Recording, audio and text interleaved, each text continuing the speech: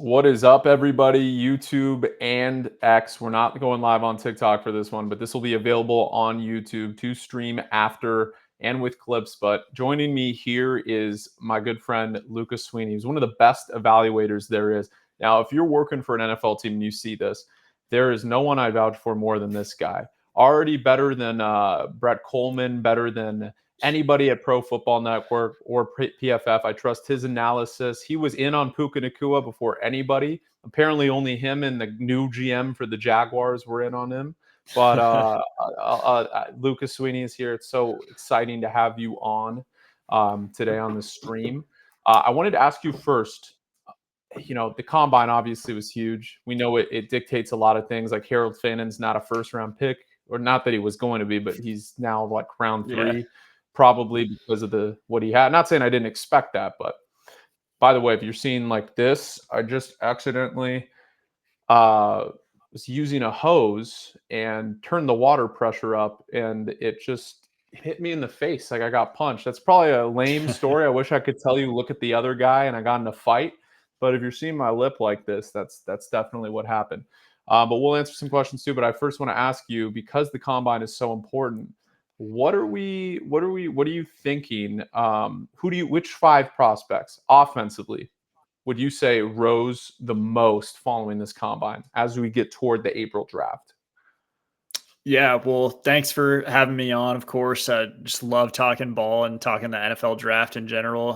This is the season that I live for. I have a spreadsheet that I just keep updated year round and just am grinding around the season and the college football season.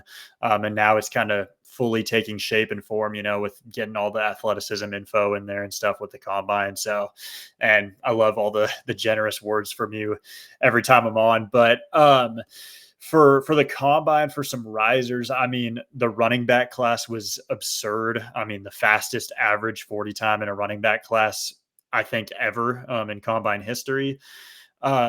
So you could talk about a lot of different guys there in the running back class. Bechel Tutin's probably the number one guy who killed it, rising his draft stock at Virginia Tech. I mean, he ran a 4.32. He just dominated 40.5-inch vert.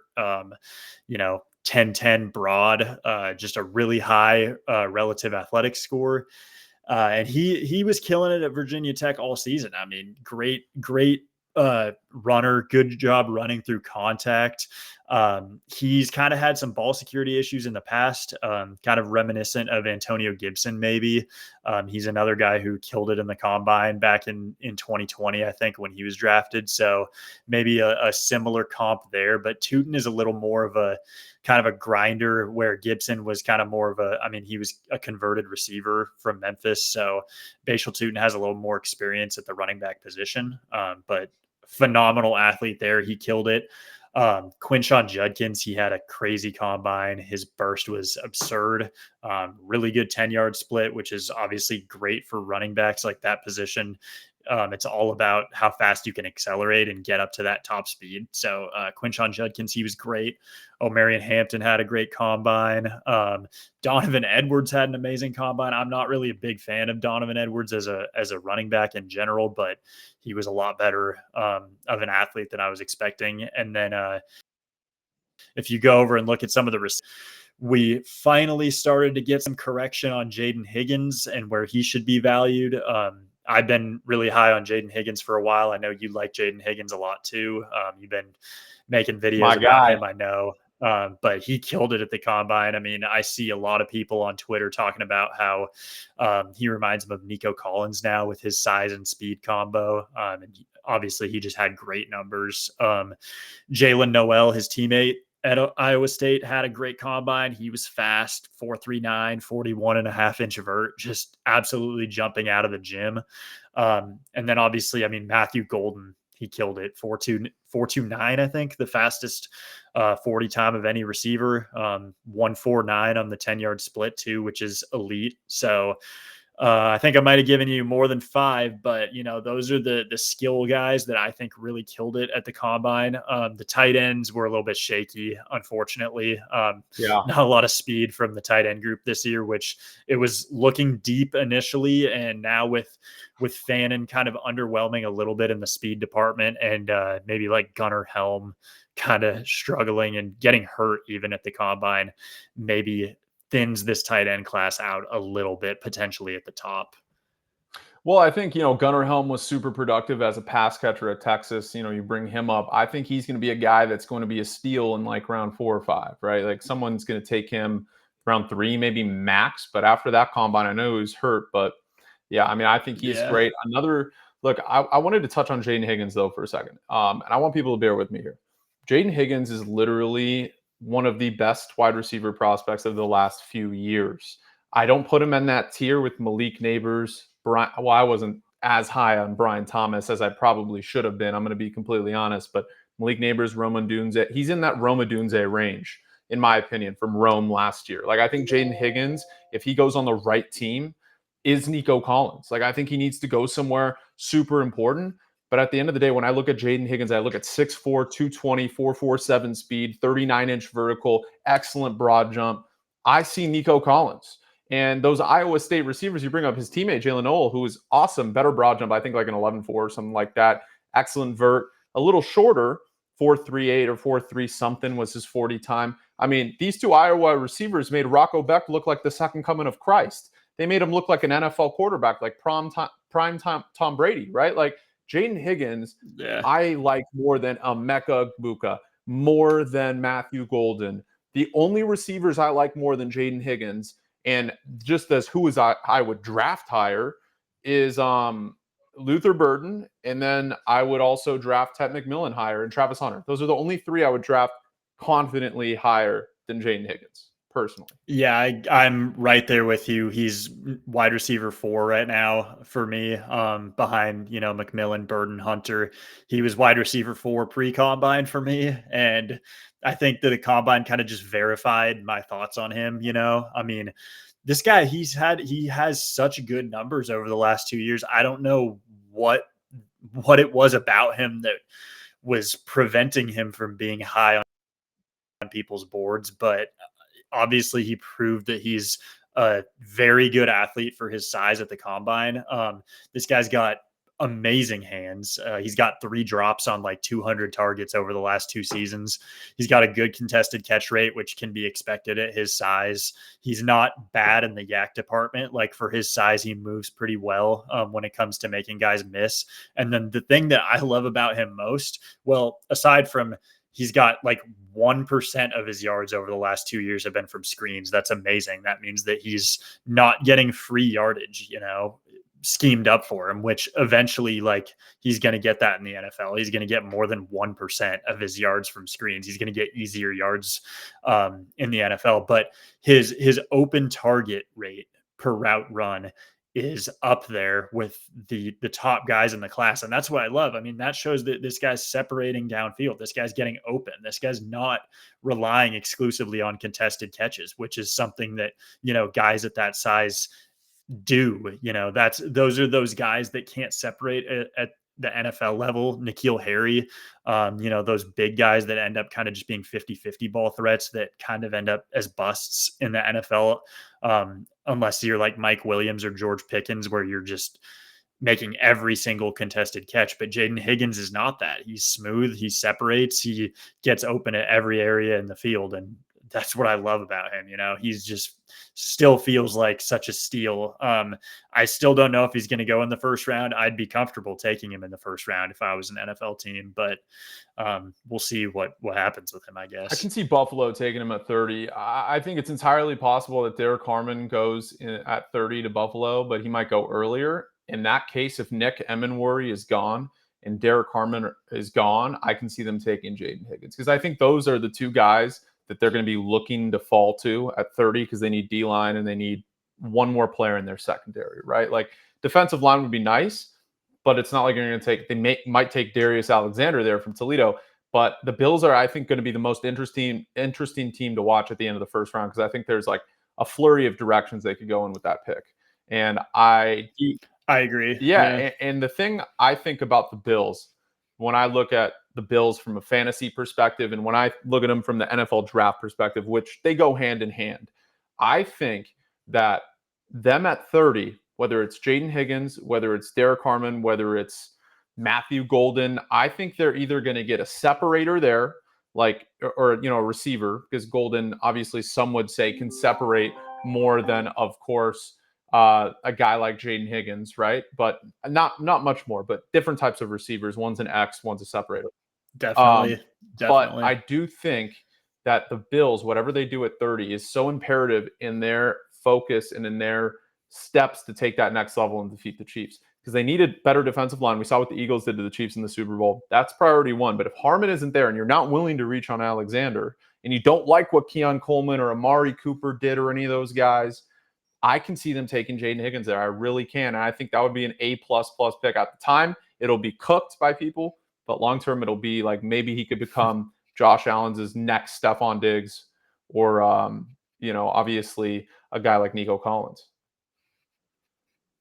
Yeah, I think Jayden Higgins would be great for Josh Allen. I think it may be a little bit redundant in the receiver room having him and Keon Coleman both there, who are, big wide receivers, but that could potentially leave Keon Coleman the ability to move into the slot and be kind of a power slot, which is kind of what I think he needs to be, because I think Higgins is probably a significantly separator, most routes. And Coleman kind of would benefit from moving into the slot and getting schemed up touches, I think. So I think that'd be great. We'll see what the Bills do. They really didn't. They tried to avoid leaning on a receiver this year, and I don't know if that's just because they think they didn't have somebody that they could lean on.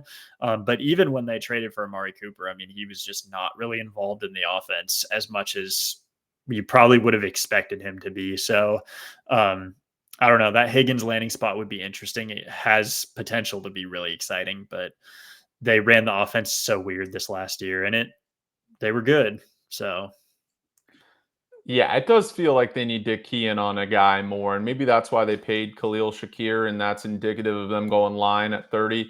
I wanted to go through a few guys that I thought were super impressive. You mentioned Bechal Tootin, who we love a lot, and we knew that. I mean, I didn't know about him personally that much. I saw a few of his highlights and whatever a few months ago and during the NFL season, but you were the one who told me about a month ago, like how awesome this guy is and how he was going to kill at the combine. And I went and looked at him more, and I'm like, wow, like he's really good. And we knew he'd probably run the fastest 40 time, and he did. So I think he's probably a third rounder. I want to hear your quick thoughts on Bechal Tootin while we're on this most impressive guys from the combine type of trend right now.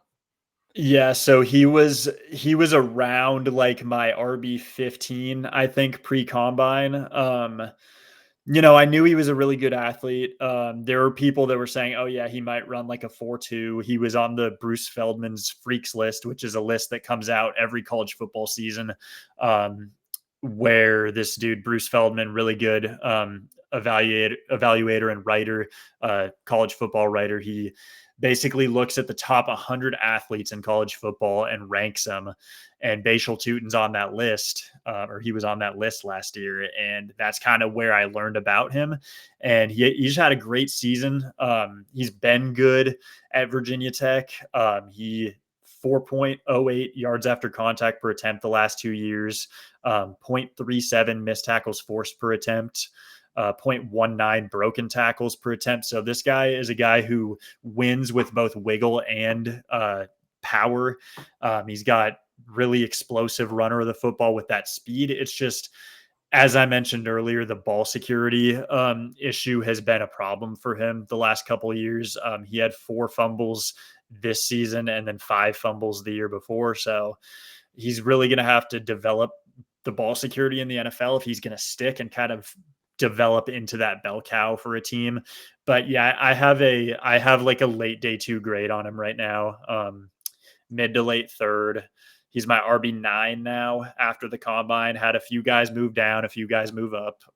But yeah, I mean, Bechal Tootin, he's got he's got that crazy speed, that home run hitter speed. He maybe reminds me a little bit of Isaac Guerrero, where he has the size and speed combo that Guerrero came out with last year that not a lot of people were expecting, and isn't really like one of the top proven guys. So that's kind of what I got on Tootin. I think he's got the potential to be, a leader of the backfield as long as he can get that fumbling issue in check. All right, so let me ask you this, because we were super high on Bucky Irving going into last year's combine, and he was sick. He obviously didn't perform well. What was his RAS score, his relative athletic score? It was like, dude, it was like a 2. It was like a 2 something, man. It was bad. I loved Bucky Irving so much last year before the combine. And yeah, man, it just was bad. because you could watch his I don't tape know and what he knew happened. that like he was elusive, vision was great, great pass catcher, great quickness. Amazing for his size. I mean, I thought he was going to Yeah, come out and run like James Cook or Achan even, I thought he was going to run a mid to high 4.3. And he ran like a 4.55, and his vert was like sub 30 inches. It shocked me, So I and he dropped and him he a turned out lot to on be my a board. superstar, obviously. Yeah. And so I want to ask you, was there someone similar to that where you saw not a great comp? Because Puka didn't have a great 40 time either and didn't do awesome at the combine, and he's a superstar. So Yeah. the combine doesn't entirely matter as much as people think. It's important for certain players like Shamar Stewart, who we'll get into in a bit. But from fantasy perspectives, is there a guy in this year's class that maybe underperformed, quote unquote, at this combine that you can see becoming an impactful player for an NFL team, an impactful fantasy player in year one? So that's a good question. It doesn't look like any running backs did. This running back class was really good when it came to athleticism. I mean, you could look at Ollie Gordon, I guess, but I wasn't really high on Ollie Gordon in general going into the combine. And then he ran like a 4.6, which I think he was like 231. So it makes sense that he's not going to be super fast. But if I look at the receiver position, maybe a guy that I've really liked at receiver the last 2 years is Ricky White from UNLV. This guy is, what is he, 6'1", 184, I think. He has put up numbers over the last 2 years at UNLV as a receiver, just prolific receiver when it comes to just putting up yards and touchdowns and getting targets. That offense has kind of just run through him. 3.4 yards per route run over the last 2 years. Insane. 0.28 open over the last 2 years, which is basically tied for first among non-FCS players.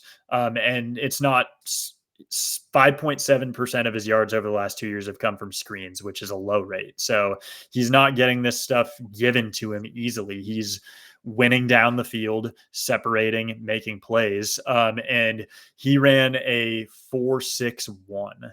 So with not a great 10-yard time, the jumps were fine. 36-inch vert, 10.3 broad's fine. But yeah, the speed doesn't look like it was there. His gauntlet drill was slow. So he's a guy who I'm going to try not to ding because I don't, that was bad process with Bucky last year, dropping him, just tanking him in my rankings because of a bad combine. And I don't want to miss on players because of that, but I think Ricky White. Harold Fannon's another guy like that, right? Yeah, Like Fannon's another guy. He wasn't fat. Like, he didn't run a great 40, but his agility drills were nice, and his 10-yard time was pretty solid too. So I think that it's a little bit of an overreaction to Fannon's combine. The 4.71's not great. It doesn't look pretty, that's for sure. Well, I think people are going to make a huge mistake. People make a huge mistake drafting Terrence Ferguson over Harold Fannon. And somebody's going to do it. You just know because of the combine, and Terrence Ferguson surprised people with a 4.64. Fannon would have ran a 4.64 if he didn't stutter on the first, on his 2 reps. He wasn't like as good out of the gate. Yeah, right? he didn't. Yeah, no, he didn't Messed look up great a on the few first times. couple steps. So yeah, all I'm saying is Harold Fannin Jr. is still going to be a star. I'm calling it right now. I like him as a receiver and a tight end. I think he's plays a lot like George Kittle. Obviously, George ran a 4.52 or whatever at the combine and somehow was there in round 5 for the 49ers. but catches everything. Great with the ball in his hands, yards after catch. George is 6'4", Fannon's 6'3", obviously 20 pounds lighter, maybe gains 20 pounds and is even better and turns into a good blocker. But if Fannon is able to stay on the field and becomes a good blocker, Jonnu Smith, George Kittle type, I mean, I think he can be an excellent NFL tight end. I don't think the combine really signified what he can do at an elite level. Yeah, I think it's just going to be kind of a slow burn when when it comes to getting him on the field early in his career, because of the fact that he's a little bit undersized in the weight department, and it's going to be hard for teams to trust him early on as a blocker. He's going to have to show his will, and it looks like at Bowling Green he was a very willing blocker, and the issue wasn't effort or willingness; it was kind of just technique. So maybe and just sheer being a little bit undersized. So maybe, if he could get up to, if he could put on 8 pounds, get nearly to 250, and get a little better in the technique department, maybe he can be an average blocker at least, where he can, be that tight end one that's on the field every snap. But I think early in his career, especially, it's going to be really hard to see a high snap rate from him. Even if he is a dynamic playmaker, which I think he is. Like, I don't think the lack of long speed is going to be that much of a harm for him. He's agile. He proved at the combine. His acceleration's pretty good. The 10-yard split was solid. So he's got short area quickness that's more important, I think, than the long speed for a tight end. And, that agility helps him be a natural separator. He just has a feel, for what it takes to get open. Kind of reminds me more of like Kelsey than Kittle, where he gets open by just being smart and slippery rather than being fast like Kittle was early in his career. I guess Kittle isn't the same now, but he was a sick athlete when he came out. Ran like a 4.52, but I think Fannon, we're really going to want to see a good landing spot. We're really going to want to see somebody that takes him and has an intent to use him and a plan to use him, rather than, what we got with Ben Sinnott last year, where he barely saw the field, being drafted in like the second round, I think. So yeah, I loved Fannon, but I mean, he's dropping a little for me just because, I expected mid 4.5s. I was thinking that he had that long speed to go along with it, which would make it a lot easier for him to get on the field early. But yeah, we'll see what happens. I still like him, but I think it's a lot more likely to see Warren and Loveland be good as rookies than Fannon right now, and even Ferguson probably. Yeah, I'm with you there. I want to ask you about the quarterbacks because obviously not a great quarterback class. I have Cam Ward 1, Jackson Dart 2, probably Shador 3.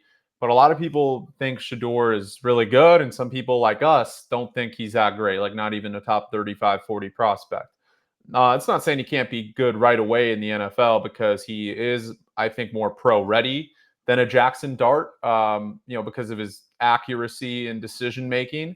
But I don't think the upside is clear with Shador like it is with Ward and Dart. And when you're picking in the first round, I think you got to try and swing for the fences so you don't end up with Derek Carr, best case scenario for Shador Sanders. You know what I mean? And that's not bad because Derek Carr is a fine quarterback and had a really great MVP type year with the Raiders a few years back, like 5 years ago, 6 years ago. But Shador doesn't have like the Patrick Mahomes, Tom Brady type of upside. And Cam and Dart are more like hit or miss, right? But I feel like you have to draft on upside. So tell me, which quarterbacks do you see making an impact right away in the NFL? Yeah, I mean, with the whole Shador thing, he's tremendously accurate. I mean, when it comes to having a clean pocket and even under pressure, I like the accuracy under pressure for him too. But the thing is, there's not a whole lot of tools to his game other than just being a really good pocket passer. So that's kind of what limits him. And the fact that he's not a great processor right now, does not like to get the ball out on script, likes to kind of try to create when he shouldn't be. That's not going to work at the NFL level. You know, that's been the issue for guys like Justin Fields and was an issue for Caleb Williams last year. And I'm sure it's not going to be for Caleb going forward, but that kills quarterbacks, you know, when they can't get the ball out and they take sacks that they don't need to be taking. That just kills your offense, and it makes it hard for your offensive coordinator to really trust you as a quarterback. And that's kind of a problem for both Dart and Shador, in my opinion. But Dart has a little more of the athleticism to escape, a little more escapability than Shador does. Cam Ward, significantly better than the other two when it comes to that. Probably better arm talent than both of them. You know, it's close with Dart and Ward when it comes to just arm strength and ability to make the like top tier throws. But Cam Ward has a little bit of an accuracy problem, you know, compared to those other two. So none of them are clean prospects, in my opinion, at all. Like, all of them have their risks. But, you know, I'm the highest. I would feel the safest with Ward. You know, if I were picking in the top 10, he's probably the only one I would think is worthy of a top 10 pick right now. I know that the recent takes, like coming out of the combine for Shador Sanders, are that this guy might not even be NFL ready, really. The way Colorado played, they ran a lot of screen passes and a lot of 50-50 balls to Travis Hunter because he's just a ball winner. You know, he goes up and wins against everybody. So that's kind of a lot of what Shador's offense was, and that's not going to translate NFL. And Dart, similar, a lot of go balls, a lot of vertical routes that is not necessarily going to be what you're throwing in the NFL that much. So, man, I don't know if any of them are truly ready to start right away. Ward's probably the most, just because of the experience that he has. But I mean, Cam Ward, the decision making is not amazing. There could be a lot of turnover worthy plays the first year or two of his career, especially if he's in a rough situation. But, you know, if he could land with Daboll, or even Stefanski, I'd feel better about those two landing spots for Cam Ward. Because, you know, Stefanski's made Flacco and Jameis Winston look really good with being, you know, gunslinger type guys. And that's kind of the mold that I see Cam Ward being in a little bit, with the ability to extend the play more so than those two. So, yeah, I don't feel awesome about any of them, that's for sure. But Ward, then Dart, and Shador kind of in the same tier is how I see it right now. Yeah, and I think Cam Ward has it all. He's an alpha. Like, at the quarterback position, you want an alpha. And what you can see, like, there are different players that are different types of alphas. But when you play the position of quarterback, you need to be a leader. You need to be able to have the moxie to step up when it matters. And you need to have a mindset where you can learn and you can improve. And I think Cam Ward has improved every single place he's gone, whether it was in, He really has. And Incarnate, however you pronounce it, Ward is his first few seasons. Incarnate Word, yeah. Incarnate Word, yep. And then obviously Washington State, and then obviously Miami. And what he did for Miami doesn't win 5 games without Cam Ward. Like, I think he should have gotten more Heisman votes than a lot of people gave him. Personally, I think he could have been up there with Genty and Hunter, especially if he had won that game against Syracuse. That would have helped tremendously. But I think Cam Ward's the most NFL ready and has the most upside. And I agree with you. I think he's the only guy I would take in the top 10. The only guy of any of those quarterbacks that I would take in the top 10 and feel comfortable taking. And I would not be shocked if on draft day we see one quarterback in the top 10. I would not be shocked. I'm telling you right now, teams are starting to figure out that, yes, quarterbacks are important, but what's more important is the right quarterback. And if the right quarterback isn't there and you're not ready to fully compete anyways, why would you waste your time on a signal caller when you can build the rest of the roster? We've seen it 1,000 times. Philadelphia building the rest of the roster, then taking Hurts when they weren't even supposed to start him, right? Then we in look the second round too. They drafted him in the second round. Absolutely. Yes, yeah. Sometimes it's Mahomes, Josh Allen. Like, you take the quarterback first, Jane Daniels, all these guys, right? Caleb Williams. But sometimes it's the opposite. Sometimes it's CJ Stroud, like you built a pretty good team before CJ Stroud that just needed a quarterback. I know record wise they weren't good, but they had players. They just needed the coaching. And Will Anderson has certainly helped a lot. But like now you're kind of seeing the opposite with Carolina, because Carolina is now trying to build a team after they selected Bryce Young and didn't give him the resources he needed to succeed. I'd much prefer having the great team and like then giving like Bo Nix, perfect example, where you had some guys you developed over the last few years. Yes, you traded a lot of guys, but you developed Surtain, you developed Moss, you developed, a few linemen, and then you were able to get Bo Nix, and he was kind of one of the final pieces to the puzzle. And obviously, they need a tight end, they need a running back, and they need a few more edge rushers, but the base is there, right? So I personally think that teams shouldn't rush into this quarterback process at all, and only if it's the right guy. Like that's why in my mock draft I have the Raiders trading up to 1, because if they're not clear with like, okay, Sam Darnold, great, whatever. If they don't want Sam Darnold and they're not willing to go get Aaron Rodgers, they already missed on Matt Stafford. You're telling me they're fine with Shador at 6? I'd much rather just trade up for 1 if I want a quarterback. Or you sign Sam Darnold, take Genty. But you don't take Shador Sanders there and just expect Shador to come in and be great right away with no running back, a poor offensive line. That would honestly probably be the worst place for Shador to go, because we've seen him with a bad offensive line and he gets sacked immediately. You can't do that in the NFL, where he was able to just, how many sacks he took? Imagine that at the NFL level, bro. If he goes to the Raiders, like that to me, I know the Brady connection, whatever, but I'm a little out on drafting quarterbacks until my team is set. Like I think the quarterback is less important than the offensive coordinator, and less important if the team isn't built around him. Like we've seen quarterbacks like Brock Purdy. Was he an excellent quarterback prospect? No, but he had an excellent team and he was able to make the best of what he could do. Same with Jimmy Garoppolo. Like Jimmy Garoppolo, you said it. Jimmy Garoppolo and Brock Purdy were putting up the same statistics on the 49ers that when they were all healthy, but no one wants to talk about it because Jimmy had like a 6-7 game sample size and then was horrible once he went to the Raiders in a worse situation.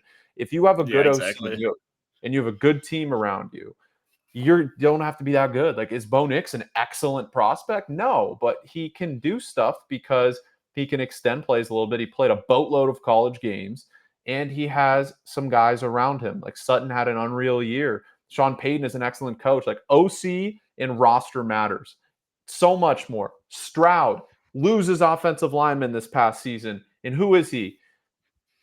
His dad. It's not even really him playing quarterback half the year, right? Like, you know what I mean? Like, who is he? We didn't even recognize him half the time. Like, that is so imperative. So that's why if I'm Tennessee, why would I like take Cam Ward if someone's going to offer me 2 firsts and 2 seconds, and then I can just take somebody else at 5, even if it's Tet McMillan or Luther Burden at 6. Let's say the Raiders trade up to 1. You don't want to take Shador at 6. I'm just throwing a hypothetical. Why not build for the future? To stick with Will, it's not like they're going to win next year anyways, whether they have Ward or Levis. It's like, so to me, I'm like, that's why if they keep the pick, Tennessee's taking Carter. There's no doubt about it. If they trade the pick, it depends if they go down to 3 and the Giants trade up, because then they could still take Hunter or Carter. But even if they go to 6, they could take Tet McMillan. You get 2 future firsts, 2 future seconds. You're good. You're golden. You stick with Will Levis. It's not like you're going to win next year anyways. Exactly. I mean, it's so clear to me, if you're the Titans, that you either stick and you take Hunter or Carter. I mean, personally, I think Travis Hunter by year 3 is going to prove that he's one of the most valuable players in the NFL, playing, probably a majority at corner and then running all the 11 personnel or nearly all the 11 personnel routes on offense. That's 20 plus routes a game. I think that he's going to prove that he's one of the most valuable players in the NFL as long as he stays healthy, playing both sides of the ball like that. So I think that player is so valuable and just such a clear 1-1. But if they could trade down with the Giants, and move to 3, and the Browns take Abdul Carter, you get Travis Hunter and you get future assets, future draft capital with that trade with the Giants. That's probably a first rounder next year, plus whatever first rounder you have. You can make it a sure thing that you have the draft capital to move up next year if you want to take Arch Manning or Drew Aller, whoever ends up being QB1 next year. you can make I sure have a that you hot end take up on with that. a top quarterback in the next year's class. I have a hot take on the Arch Manning thing. Arch Manning is not going to declare after next season, even if he wins the Heisman. He's making 8 to Yeah. 10 million at Texas. We've seen this trend in recent memory of quarterbacks are not successful if they don't play 3 or 4 seasons in college. You need a bazillion games. That's why Bo Nix was able to succeed right away. Jayden Daniels, we look at Brock Purdy, played a bazillion games in college, and Drew Aller next year, who should be pro ready after next season and playing 4 years in college, right? Like should be starting Yeah. games, right? Cam Ward will be like that. Shador Sanders might even look respectable right away, or Jackson Dart, because they played so many dang games in college. Okay, even though I don't love Shador as a prospect, he played a boatload of college games, right? Anthony Richardson's the antithesis of that. You take a guy like that with 1 or 2 years, and Trey he's not Lance ready. too. Can't see Trey Lance, can't Yeah. see defenses. So I think Arch Manning, because he's making so much money at Texas, and because of what's happened in recent memory, where if you go to the NFL and you're not ready, you have to sit a year. I'd much rather spend 2 years at Texas, win 2 Heismans, win 2 national championships, and then be the number 1 overall pick, similar to Andrew Luck. Obviously not without the championships because he had David Shaw as his head coach, and which we won't get into. But jumbo package with the best quarterback in college history, arguably, is quite in kicking and punting from their own from opposing territory is pretty wild. But I digress.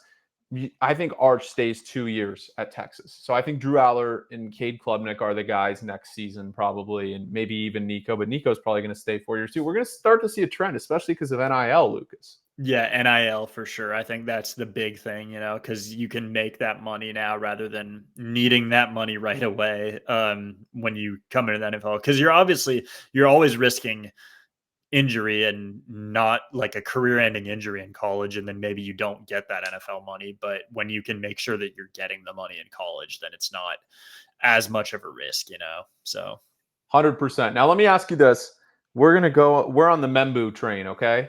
That's what we're gonna call it. We're on the Membou train, and I posted a mock saying Membou's gonna go 4th overall, and people called me crazy. They're like, "Why would Membou go 4?" Well, because his arms are actually long enough to play tackle.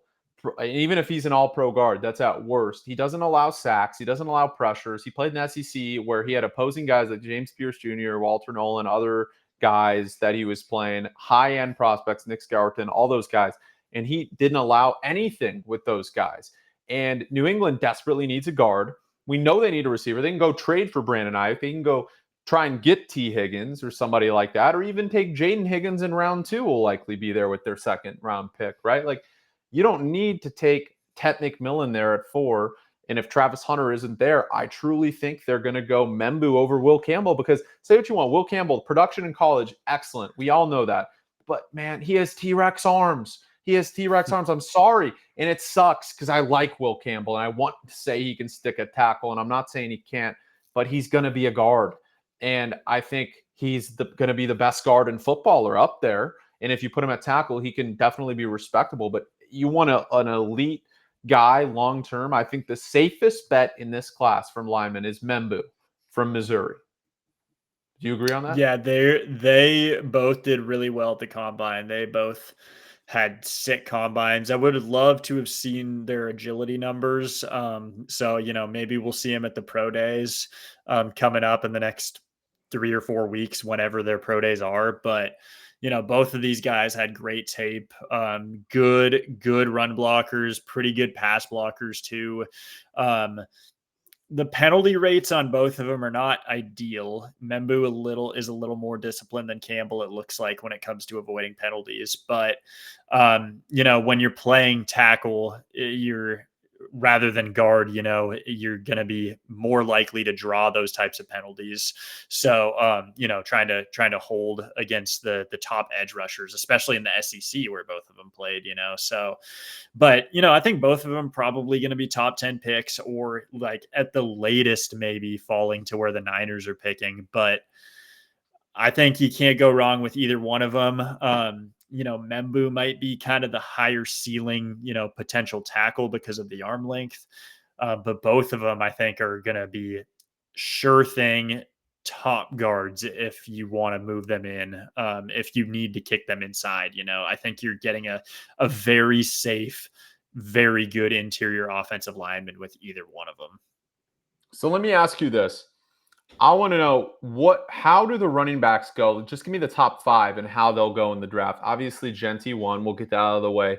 But how do you see, like, is Hampton next? Is Henderson going to make a run? Is Judkins next? Is Giddens into this? Like, tell me about DJ Giddens, because huge riser. Like, no one thought he'd run a 4.43, and he did. And he obviously has the tape and production where he can surpass a guy like Devin Neal, who maybe didn't have the greatest combine, even though Devin Neal's got better tape to a lot of people, right? Yeah, definitely. I mean, I like DJ Giddens a lot.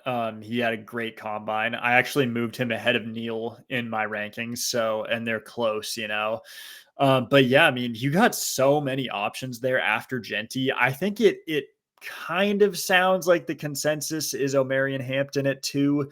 However, I could see Travion Henderson go in front of him. He's got that home run hitter ability that you kind of get with Jahmyr Gibbs or James Cook. So if you're kind of looking for that type of back, more of a, explosive run type of back rather than a bell cow, you might see Henderson go in front of Hampton, but it seems like the consensus right now is Hampton at 2. But then, yeah, it could be Henderson, could be Quinshon Judkins. There was a lot of talk about Caleb Johnson. He wasn't great at the combine. He didn't run very fast, but he's big, bell cow type running back. And then you got Scadaboo. I mean, a lot of people like Scadaboo. He didn't run at the combine. He might have been pretty slow, but his vert was crazy. So Scadaboo is he's very hard to bring down, but the question is what type of explosive runs you're going to get from him. But yeah, those are the guys that are probably going to go near the top for the running backs. I also like RJ Harvey a lot and Jarquez Hunter, but those are probably late day 2 guys rather than, second rounders. So let me tell you this, because we do like to talk about fantasy football, but I do want to ask you a question about Shamar Stewart.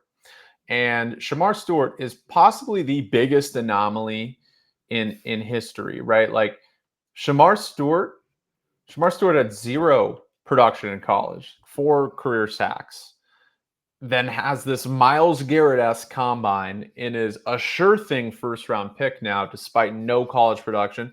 Possibly the biggest high-risk, high-reward prospect in the history of NFL prospects, basically, in my opinion, because no college production, not the greatest numbers in college, stop rate, havoc rate, pressure rate, all of that. You look at all of that, not great comparatively to the rest of the class.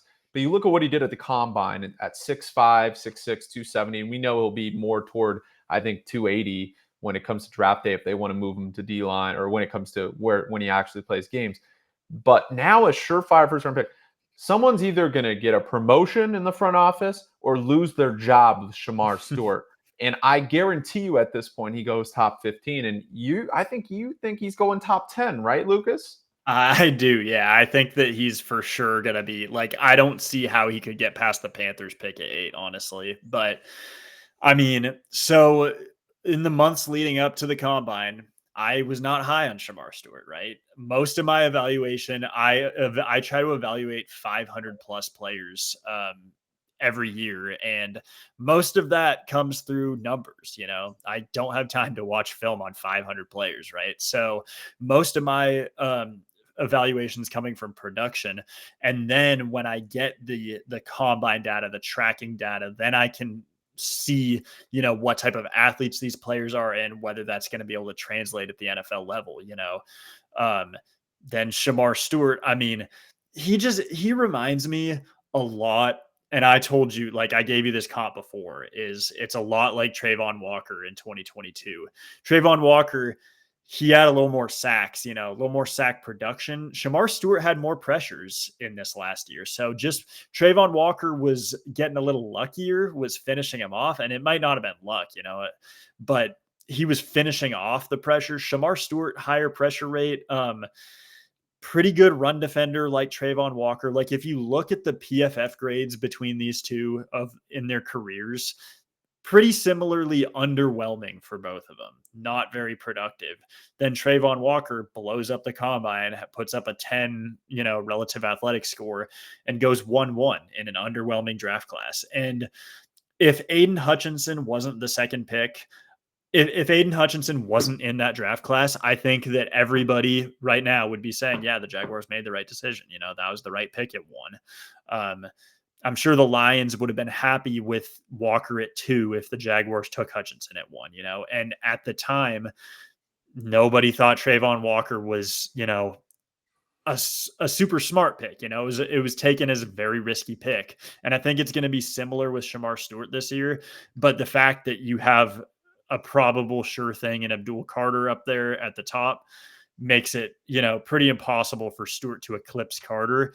But I think he's probably going to eclipse every other edge rusher when it comes to like who gets drafted highest. I think he's probably edge 2 off the board. I like James Pierce better, but the like quotes character issues that we've seen, I think, and maybe the fact that he's a little bit lighter might push him down the board a little bit. But yeah, I think Shamar Stewart's probably edge 2 off the board. Really, Nice. We'll see what happens, but I think he will go edge 2 too. I think Pierce is at least going to fall to 14 minimum to the Colts. I don't see the Niners.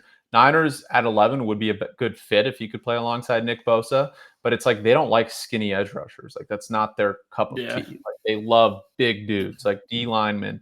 Shamar Stewart, they would love if he was there at 11. That would be a Niners type of pick, or Nick Scourton, but that's a little high for Nick Scourton. But Walter Nolan, like those are types of guys that the Niners probably take. Final question here, because we're going to be doing another pod next week. Hopefully, if you're available. I haven't even asked you that, but I'm just assuming we're going to do another one of these next week. For sure. Especially as we ramp up draft season. Who? Give me 3 guys that you can see being, I wouldn't say late round picks, but late round picks in fantasy football next season. Early guys, we don't even know where they're going yet, but early guys, you look at the talent that you're like, okay, these guys can succeed right away for fantasy football. All right. So if I want to give you you want me to give you somebody that we haven't really talked about, like as a running back and a receiver and maybe a tight end? Yeah. All right. Let's go with Raheem Sanders at running back then, from South Carolina. So Raheem Sanders, he was at Arkansas the last few years, and he was good early on, but then he kind of battled some injuries. Big dude, power back, but runs fast too. He ran a 4.46 at the combine. I think he had the fastest GPS time in his 40-yard dash too. So that long speed is there. And he was kind of getting back healthy from the injury this year and put up some good numbers down the stretch. I think he did enough in the combine to push him back into that late day 2 consideration, maybe 4th round pick. But he's a nice little power back that ultimately could fall into a bell cow role or something if given the opportunity at running back. Receivers, yeah, we haven't talked about Jack Bech yet. I love Jack Bech so much from TCU. He just, like, I'm not going to go into it too far right now because, we don't have a lot of time, but he feels like a Puka clone to me, like the player type he is. He's thick. He's got good athleticism, not crazy long speed, but he runs well. He's explosive, great hands, just a good separator, good contested catch guy. He just feels like if you get him in a scheme where they're going to try to move him around as the Z receiver, I think that he's going to give you really good production right away. He was sick at the Senior Bowl. And then at the tight end position, man, the tight ends are unfortunately not looking as deep as they once were. But Mitchell Evans from Notre Dame, he's nice. His combine wasn't amazing. I think he ran a 4.74. His 10-yard split was good, 1.55. He was fast in the gauntlet drill, so he's got confidence in his hands. He's more of that Y blocking tight end at 6'5", 258, but he didn't have crazy production or anything in college, but he was a good contested catcher, pretty good at forcing missed tackles. So he's a guy who's probably going to be a day 2 pick, in a fairly deep tight end class. And, maybe he'll get an opportunity to see the field early. If he does, I think he could be productive. Kind of feels a little bit like Jason Witten to me. Not obviously Jason Witten's a Hall of Famer. Is he a Hall of Famer? I don't know. He's probably borderline, but Mitchell Evans, he kind of feels like that, where he's not crazy fast, but he's just a smart tight end, good blocker, that will get his looks, So those are kind of my under the radar guys right now. Yeah. I'll give you 3 too. I mean, I'll do the same thing. I'll do wide receiver, running back, tight end. We'll start with tight end. Armand Gadsden, our boy. Not a great combine, but is he a receiver? Is he a tight end? But I'm going to consider him a tight end here. He's a bit nimble, a bit undersized for a tight end.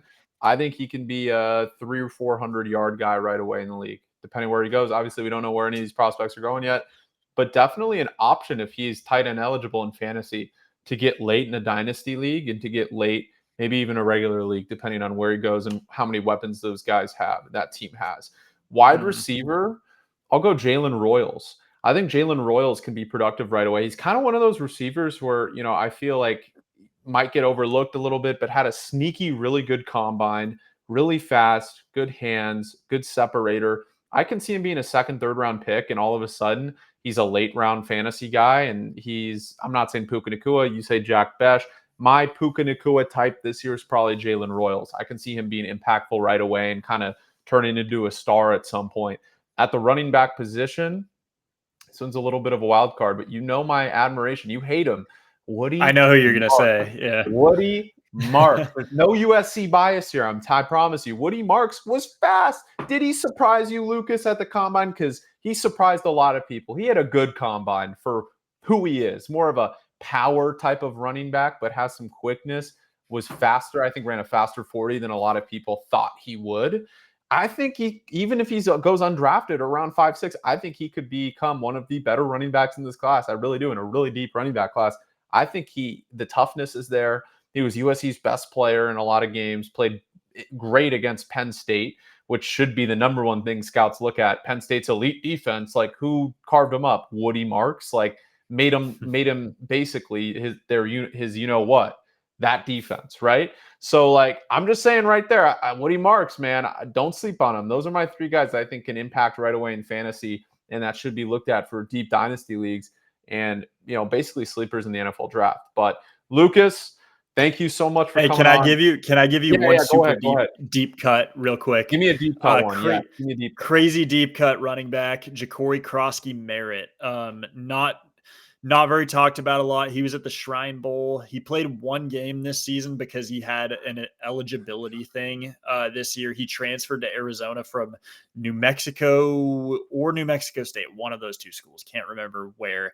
He came from FCS before that. This was like his 7th or 8th year in college, and they messed up determining whether he was going to be eligible or not. So he played 1 game this year, and then after that, the NCAA said, "Nah, that's enough." He crushed that game, dude. He had I think he had 14 carries for or 13 for 106. He had 7 missed tackles forced in that game. He was absurd. And then he dominated at the Shrine Bowl. He had 2 touchdowns and a 2-point conversion. All of the scores were him. Didn't get a combine invite, sadly, but I think that I'm excited to see what he does at his pro day so we can get athleticism data. This is a guy who's going to be maybe goes in the 6th round, but he's going to be a steal, dude. He's so under the radar, and he's going to be a steal wherever he lands. Well, I'm glad now that it's basically documented. You're the only person on planet Earth that even knows who this guy is, probably, or, actually thinks he's going to be a steal. So when he turns into an inevitable star in the NFL, we'll have this right here. Thank you so much for coming on, Lucas Sweeney, one of the best evaluators in the business. We'll be doing it again next week. Thank you guys for tuning in live. We're going to do more of these, and this will be up on YouTube as well. And obviously, I'll post some clips for TikTok and for all that stuff for Fantasy Files. So make sure you're following us there. And thank you so much, Lucas. Appreciate you. Thanks for having me, man. I enjoyed it.